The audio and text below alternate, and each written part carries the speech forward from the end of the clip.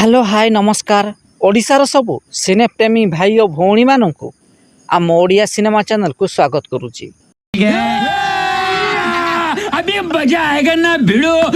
आज कथा आवा ओडिया अभिनेता मनोज मिश्र बॉलीवुड अभिनेत्री ऐश्वर्या राय सहित अभिनय करिथिबा तमिल सिनेमा विषय रे 2010 मसीह रिलीज होइथिला एक तमिल सिनेमा जार ना रहिथिला रावण। एही सिनेमार मुख्य भूमिका रे ऐश्वर्या राय अभिनय करथिले। एही सिनेमाटी तमिल रे सुपरहिट होइथिला।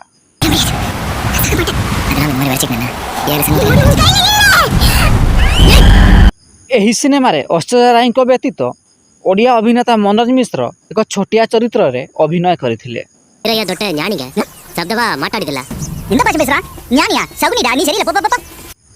ऐश्वर्या राय व्यतीत ओडिया अभिनेता मनोज मिश्र सलमान खान, अक्षय कुमार, ऋतिक रोशन एवं तेलुगु सुपरस्टार सूर्या सहित मध्य अभिनय करिसंती। जार वीडियो लिंक मु डिस्क्रिप्शन बॉक्स रे देई देबी, आपण चाहिले देखि पारिबे। जदि वीडियोटी पसंद आस्ताए तेबे लाइक, शेयर एवं चैनल टी को सब्सक्राइब करंतु।